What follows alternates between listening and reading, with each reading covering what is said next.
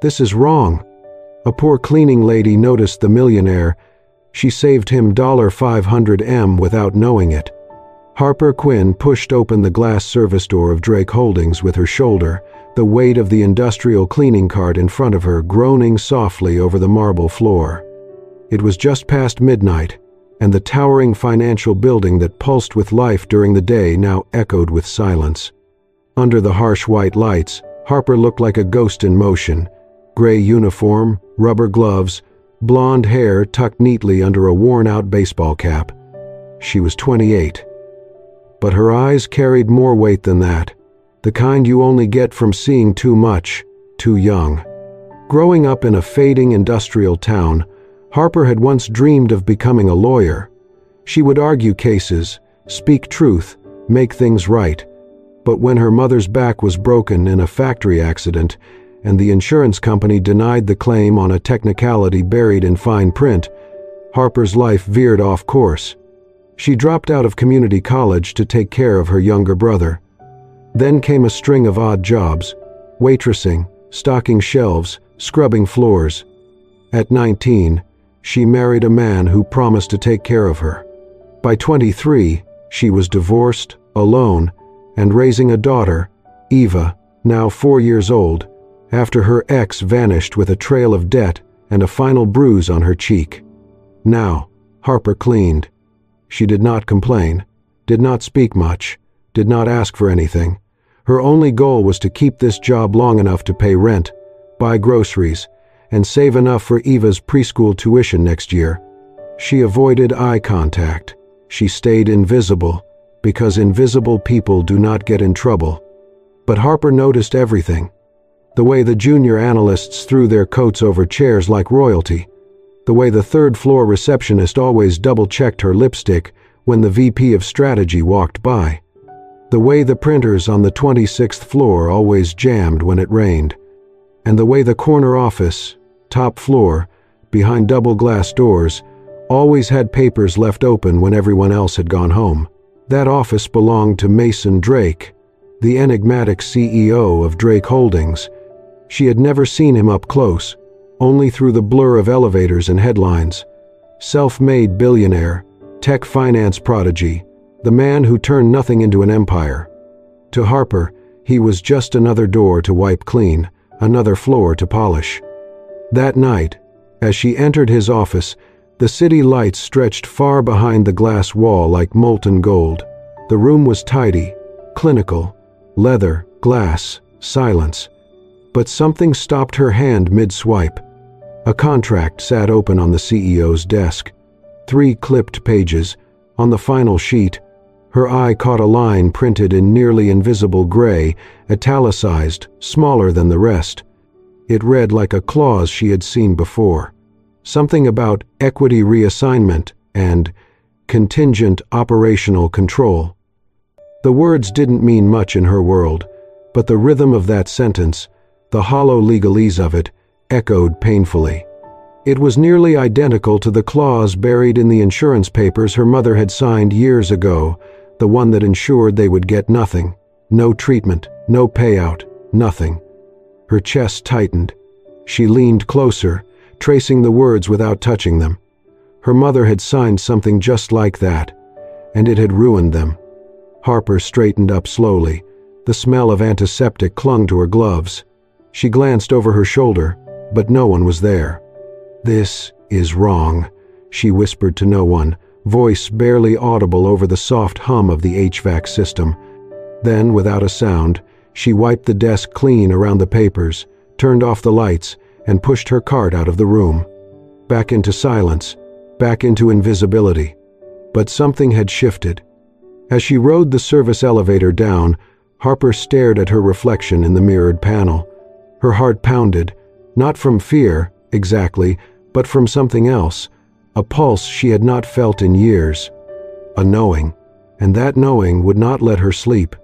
Not that night, not the next. And not until she made a choice, to keep her silence or to be seen. From the outside, Drake Holdings looked like perfection. A 37-story tower of blue-tinted glass and brushed steel, reaching into the midnight clouds like a monument to ambition. Inside, however, was a man who had not slept in 3 days. Mason Drake, 38, leaned forward in the leather chair of his corner office, his temples pounding with the dull ache of stress layered over exhaustion. The world knew him as the billionaire CEO, the boy genius who turned a coding project in a trailer park into one of the largest financial software empires on the East Coast. But no one saw what it cost him to stay here. He tapped his pen rhythmically against the mahogany desk, eyes skimming the pages of the contract spread out in front of him. Numbers blurred, words twisted, his vision sharpened only in moments of adrenaline now. 10 years ago, he had made a mistake. Just one. A contract that looked harmless, almost routine, until it nearly destroyed everything. Fine print buried in legal jargon, designed to strip him of voting control. Had it gone through, he would have been ousted from his own company before it hit its 5th year. He caught it with seconds to spare. Ever since, he never signed anything without reading every line himself. But tonight, after 16 hours of back-to-back meetings, pitch decks, interviews, and 3 missed meals, Mason was not sure if he could trust even his own eyes. "Mr. Drake, they're waiting on your signature," his assistant had whispered earlier, placing the thick file on his desk. Luxem Capital, their biggest potential partner yet. A $500 million strategic merger. Everyone was celebrating already. The champagne was chilling. The lawyers had pre-cleared it. All formalities, they said. Just sign. But Mason could not. He was wired differently. Mistrust was not paranoia to him, it was survival. He reached for the bottle of water beside him and took a sip. 2 blue sleeping pills lay untouched next to it. He considered taking one, then decided against it. Sleep was not an option. Not yet. He ran a hand through his hair.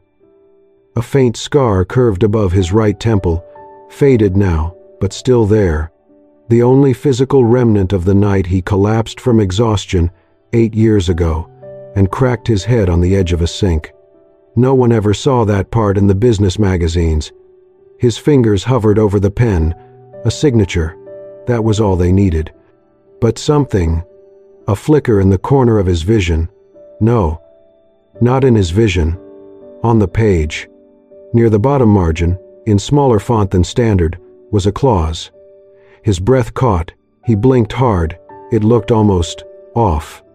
Language about operational equity, reassignment of strategic voting, temporary custodianship of digital infrastructure. He leaned in. His pulse quickened. Something about the phrasing pulled at a long-buried memory. The contract from 10 years ago had similar syntax, slick, buried, almost poetic in how it masked theft as strategy. But he could not trust his instincts alone tonight. His hand reached for the intercom, but just then, the office door opened. He looked up sharply.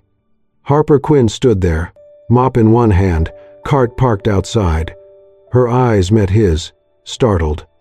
"I thought you went home," Mason said, voice low. She hesitated, then stepped just inside. "I left something." He watched her for a moment, this woman in a faded uniform, hair tucked under a cap, with a face that looked too tired for her age. She did not flinch under his gaze. "Be quick," he muttered, turning back to the page. But Harper did not move. And in that breathless silence, as city lights flickered across the glass wall behind him, the contract remained unsigned. Suspended in a space between trust and danger, between instinct and fatigue, and neither of them knew yet that what she was about to say would change everything. Harper stood just inside the doorway, the hum of the fluorescent lights above her mixing with the silent tension in the room. Her hands gripped the edges of her cleaning cart so tightly her knuckles turned white. Mason did not look up again. His pen hovered over the contract. "Whatever it is," he muttered, "make it quick. I am in the middle of something." She hesitated. Her voice, when it came, was barely louder than a whisper. I know I should not say anything. I clean. That is all I do here. But that paper, The wording, near the bottom, something's wrong. Mason's eyes flicked up, cold, irritated. Harper took a step forward, forcing herself to continue. I do not know much about corporate stuff, but that sentence, Section 28, I think I saw one just like it when I was 17. He blinked. What? She pointed to the document, not touching it. My mother. She signed an insurance form that had a clause just like that, hidden down low. It looked harmless, legal, like paperwork everyone signs. But it gave them power to deny her everything. Medical care, disability. We lost our house. She could never walk again. Silence settled in the room like ash. Mason slowly put down the pen. She swallowed, her voice shaking now. Maybe I am wrong. Maybe it is not the same. I could not walk away and pretend I didn't see it. She turned to go, embarrassed, ready to face a reprimand, or worse, to be fired. But Mason's voice stopped her. Wait. He picked up the contract and scanned to the section she mentioned. His pulse began to quicken. He saw it now, phrasing too slick, too vague. A temporary delegation of strategic oversight paired with digitally automated custodial proxy rights. He pressed a button on his phone. Get Langston. And my lawyer, now. Conference call. Priority. Harper stood frozen near the cart, uncertain. Within minutes, two voices echoed through the speaker. Mason read the clause aloud. The silence that followed from the other end was telling. His lawyer's voice dropped. Sir, this clause effectively hands partial control of your digital assets and voting rights to the counterparty for an undefined transitional period. It could be interpreted as a strategic merger handover. Langston added quickly, this was not in the original version. Mason's jaw clenched. And yet everyone said it was a formality. He looked back at Harper. She was still standing there, shoulders hunched like she expected to be yelled at. You can go, he said, voice quieter now. Thank you. She nodded once and pushed the cart out, face flushed, not daring to look back. Mason stared at the document for a long time after she left. Then he picked up his pen again, not to sign, but to strike a red line through the entire page. He leaned back in his chair, exhaling slowly. A $500 million mistake had just been stopped by a woman no one in the building would have spoken to twice. Not because she was an executive, not because she was a lawyer, but because once her life had been torn apart by a sentence just like this, and she had remembered. Mason waited until Harper's shift ended before approaching her. She was pulling on her jacket in the supply closet, ready to head home, when she turned and saw him standing at the door in his tailored suit, completely out of place under the humming fluorescent light. I want to talk, he said. Harper paused, her hands still on the zipper of her jacket. Is everything all right? Yes, because of you. He stepped closer, holding out an envelope. This is a bonus, a very generous one, and I have a proposal, a permanent position in our compliance team, entry level, but a real salary, benefits, a future. Harper looked at the envelope, then at Mason. I appreciate the offer, sir, but I cannot accept it. He frowned. Why not? I just want to keep my job, the one I already have. I need to keep things steady for my daughter. I'm not looking for a promotion or attention. I just want to be left alone to do my work. Mason's tone sharpened. You saved a $500 million deal. Are you trying to be some kind of humble martyr now? Come on, everybody wants money. She looked at him calmly. That is just it, Mr. Drake. I do not have enough money to pretend to be someone I am not. Silence fell between them. Mason's jaw tensed. He had heard every excuse, every manipulation in the book, but Harper's refusal had no edge, no performance. She meant it. He felt something unsettling move through him. Shame. For assuming she was just another angle taker, just more camouflage in a world full of masks. Before he could speak again, his phone buzzed. A message from legal. Rumors about the unsigned Luxem deal have leaked. Internal review suggests possible data breach. The next day, Harper was called into HR. Two supervisors waited with stiff expressions, a printed document already open on the table. "We received concerns about your presence in Mr. Drake's office the night the Luxem contract was withheld." Harper froze.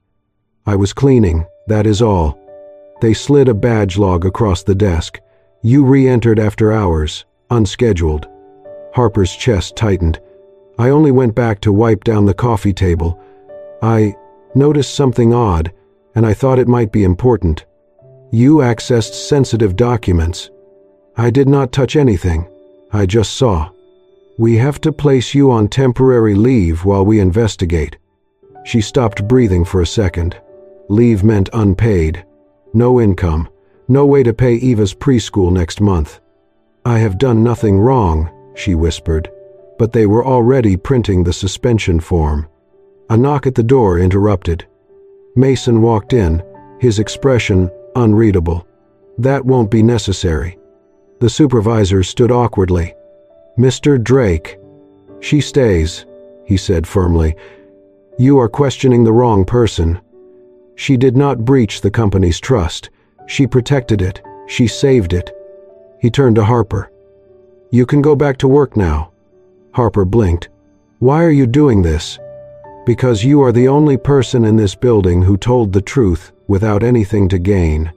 He turned back to the supervisors. "And the person you should be questioning is yourselves." The sun was low when Harper's phone buzzed with a message from Eva's preschool. "Early closure today due to plumbing issue.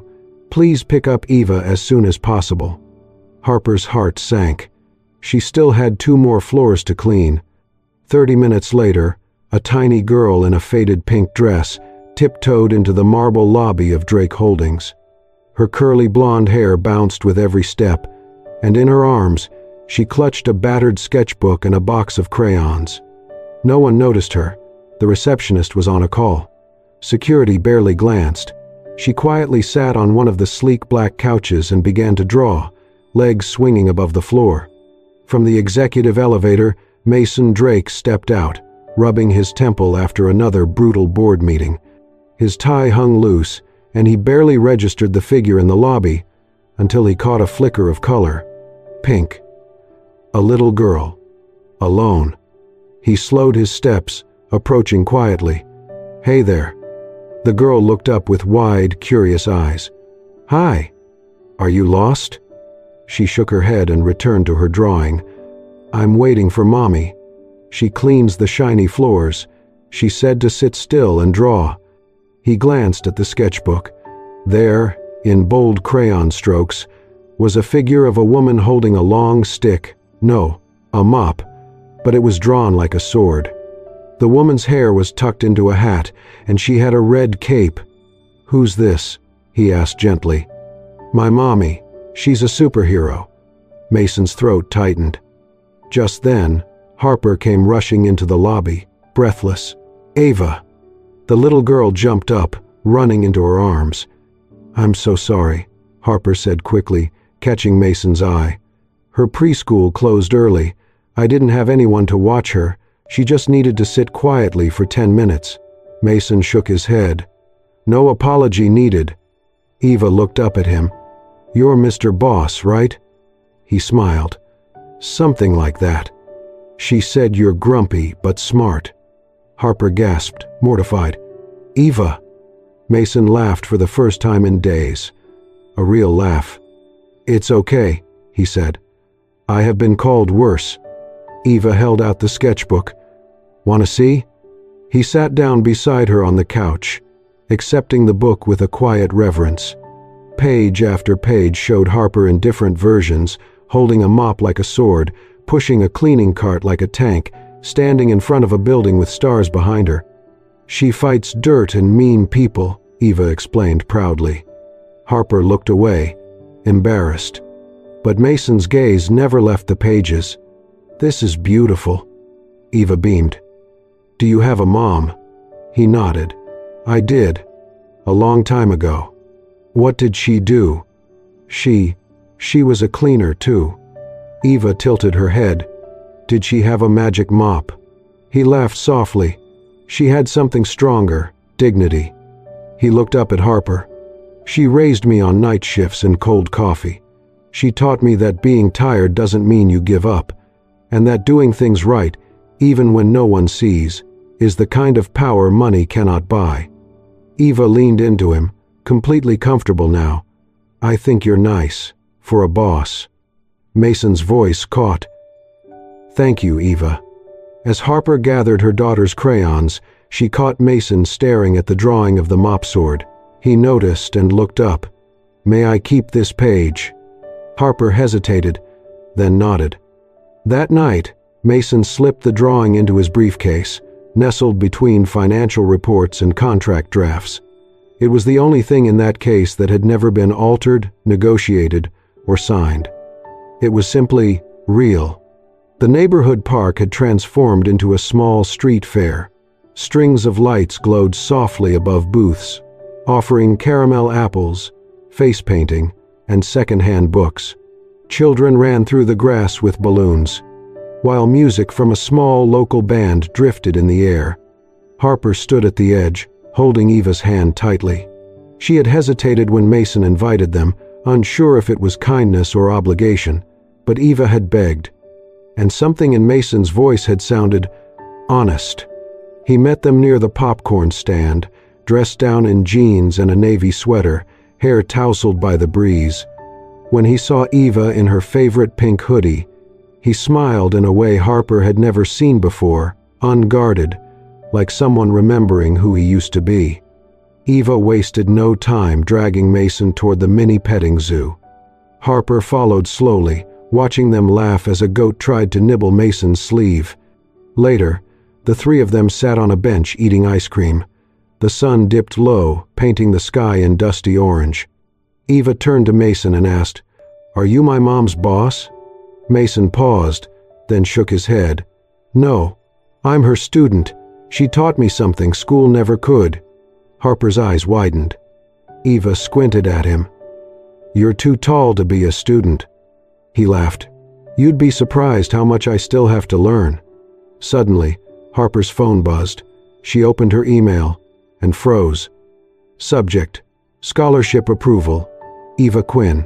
A full academic scholarship has been awarded for Eva Quinn, beginning fall term, funded by an anonymous donor. Her throat tightened. She looked at Mason, who was gently helping Eva wipe ice cream off her chin. "Was it you?" she asked quietly, not accusing, just searching. He looked at her with soft eyes and a small, knowing smile. She deserves a chance to learn, and to become someone good, like her mother. Harper felt tears rising, unexpected and sharp. She looked away quickly, blinking against the sting. They stayed at the fair until the lights turned gold and the crowd thinned. Harper carried a tired Eva in her arms as they walked back to Mason's car. On the drive home, the car was quiet. Eva slept in the back seat, her little fingers still clutching a balloon string. Mason broke the silence. "Do you ever get tired, Harper, of always doing the right thing when no one else seems to care?" She looked out the window. "I do, all the time." He nodded slowly. "Then, why keep doing it?" She turned to him, voice steady but soft. "Because if I am not the last kind person my daughter sees, then maybe she will not believe kindness exists at all." Mason did not reply right away, but his knuckles tightened slightly on the steering wheel. They pulled up in front of Harper's apartment, a modest walk-up building with peeling paint but flower pots on the windowsills. "I can take her in," Harper said, reaching for the back door. "I'll carry her," Mason offered, already stepping out. Inside the apartment, he carefully laid Eva onto the couch. Harper pulled a blanket over her. For a long moment, they stood together in the quiet hum of a home. Books on the shelf, crayon drawings on the fridge, a world he had never known. "I used to be afraid," Mason said suddenly, breaking the silence. Harper looked at him. "After the deal I almost signed 10 years ago. I trusted someone I shouldn't have, lost almost everything. Since then, I stopped sleeping. I check every word, every comma, I became the man who does not let people close, because I was convinced the next one would cost me everything. She sat down across from him. I was 19. He said he loved me. 3 months after Eva was born, he vanished, left us with debt, bills, and no clue where he went. I stopped believing in people. I started surviving. They both sat in the quiet. No promises, no confessions. Just two people, scarred by trust, learning how to breathe again. When Mason finally stood to leave, Harper walked him to the door. He paused, then turned to her. "You were never invisible, you know." Harper smiled faintly. "I was just quiet. And brave," he added. She nodded once, then softly, "Good night, Mason." He looked like he wanted to say something more, but instead he just said, "Good night, Harper." Outside, the wind carried the last echo of the fair's music, as inside, something fragile and new began to grow. It started with a whisper on the trading floor. Drake Holdings delayed the signing. Within hours, the market responded. By 3 p.m., the company's stock had dropped 11%. News outlets quoted anonymous insiders suggesting CEO Mason Drake had failed to close a pivotal deal in time. Screens flashed red across offices, headlines pulsed on phones. $500 million deal collapse. Internal hesitation blamed. Behind it all, a name stayed hidden. Victor Lang, a senior shareholder with a polished smile and a quiet ambition. He had been working with Luxem, capital from the shadows, leaking just enough misinformation to trigger a panic. The plan was elegant. Force Mason out, let Luxem swoop in. At 5 p.m., a board meeting was called. Mason sat at the head of the long glass table, face expressionless. The room buzzed with tension. "We needed your signature last week," one board member snapped. "Why the hesitation?" Mason looked up. "Because there was a trap, and someone here helped lay it." Whispers broke out. Victor sat 3 seats away, arms crossed. But it was not just Mason who was under fire. At 6:42 p.m., Harper Quinn received an envelope tucked inside her locker. Inside, a single sheet of paper. "Shut up if you want your daughter to see tomorrow." There was no signature, no return address, but the message was clear. Harper froze. Her breathing became shallow. Her legs buckled, and she gripped the metal locker for support. Eva. She ran to her supervisor's office, resignation letter half scribbled in trembling pen. But when she reached the door, she saw a figure waiting outside her apartment in the rain. Soaked, unshaven, eyes bloodshot, Mason. "I know," he said softly, holding up a phone.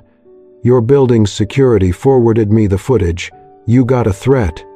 She stared at him, silent, torn between fear and fury. "I can't let this touch my daughter," Harper said. "I understand," he replied, "but I can't do this alone." Silence. Raindrops pattered between them. "I need the only person I can trust." It wasn't a plea. It was a truth. Harper nodded once. "Give me an hour." She came back soaked, hair plastered to her forehead, laptop clutched under one arm. They sat side by side in the company's small IT archive room, dusty, dim, forgotten by most. But Harper remembered. 2 months ago, she had overheard a systems tech mention the company's old backup logs weren't fully migrated. One server still held version histories of internal memos. She booted it up. "It's slow," she warned. Mason nodded. Files crawled open, time-stamped PDFs, edited memos. Harper traced the changes, contracts edited and re-uploaded under Victor Lang's credentials. She highlighted 3 entries, matching the exact line that had almost cost Mason the company. Victor changed the file. "Twice," she whispered. Mason exhaled. "Enough to prove tampering?" She clicked print. The next morning, the board convened again. Victor entered with his usual calm, expecting chaos, expecting Mason's resignation. But instead, Mason stood tall, a thick file in hand. "I have something you all need to see," he said. He laid the printed logs on the table. Victor Lang manipulated internal documents. "Here is the trail." Gasps. Victor stood, scoffing. "This is absurd." But Mason cut him off. "We verified the backup server's logs. These edits happened under your login, on your machine. You tried to force my hand, then punish me for not playing along." The board members turned to Victor with narrowed eyes. By 11 a.m., Victor Lang was escorted out of the building under security guard supervision. That evening, Harper sat at her desk quietly. No applause, no parade. But an email popped up from Mason's office. Subject: "Thank you." Message: "Some people talk, some act. You saved more than a company." She smiled faintly. Not long after, as she tucked Eva into bed, her daughter mumbled, "Mommy, were you brave today?" Harper kissed her forehead. "Not brave, just not invisible anymore." The boardroom had never been this quiet. The walls of glass shimmered under the morning light, but all eyes were locked on one man, Mason Drake, standing at the head of the table. "I know most of you expected today to be about numbers," Mason began, voice steady. "Quarterly gains, market projections, analyst expectations." He paused. "But instead, I want to talk about someone who saved this company. Not with a spreadsheet, not with a degree, but with courage." Behind him, a screen lit up with a photo of Harper in her uniform, dusty cap, cleaning cart beside her, mid-step, caught in the act of doing something no one ever noticed. Mason turned back to the room. "She is not just a cleaning lady. She's the reason this company still exists." There were murmurs, surprised glances. A few executives shifted in their seats. She caught a clause in a $500 million deal that none of us did. She risked her job, her safety, and she never asked for anything in return. He glanced to the side of the room, where Harper stood quietly in a black blazer borrowed from a neighbor, hands clasped. "She reminded me what integrity looks like, what truth sounds like when it walks into a room nobody sees." There was silence. Then, slow applause, building, rising, genuine. Later that week, Harper received a formal offer letter. Assistant Contract Risk Analyst, reporting directly to CEO. Not a promotion made for show, but one earned in full. "I don't have the qualifications," Harper had whispered when Mason handed it to her. He smiled. "You have something better." 1 year later, the ballroom was warm with light. Banners that read, "Truth Above All," annual scholarship ceremony hung from the high ceiling. Harper stood behind the podium, clutching a folded paper. Mason watched from the front row, next to Eva, now 5, wearing a pink dress that twirled when she shifted in her seat. Harper cleared her throat. "I never went to college," she said softly. "But I know this. Honesty saved $500 million, and more importantly, it taught my daughter that doing the right thing isn't about who you are, but what you choose." Applause followed, gentle, respectful. At the edge of the stage, Eva broke free from her chair and ran toward her mother, the hem of her pink dress fluttering like a ribbon in the wind. Mason stood to stop her, but then smiled and crouched. As Eva reached him, she paused to fix her untied sneaker. Mason knelt, fingers working the laces slowly, carefully, like he had done it 100 times before. Harper watched from the stage, her eyes stinging, not just from pride, but from something she had not dared to imagine.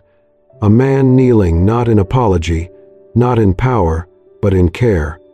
A picture she never thought could belong to her world. When Mason stood, he held Eva's hand and walked her to the steps, where Harper waited. No kiss, no grand gesture, just a glance. One that said, "I see you." As the room continued to applaud for the next scholarship recipient, Harper leaned toward him and whispered, "You didn't have to tie her shoe." Mason's reply was quiet, almost lost beneath the clapping. "I wanted to." Later, as they stepped outside into the cool air, Harper looked back at the building glowing with light and names and titles. Then at her daughter, spinning in circles on the grass. Then at the man beside her. Maybe this was not a fairy tale, not a rescue, not a miracle, but it was something better, real. In a world that tried so hard to pretend, if this story stirred your heart, even just a little, don't forget to show your support. Click that hype button to help more people discover the power of ordinary courage.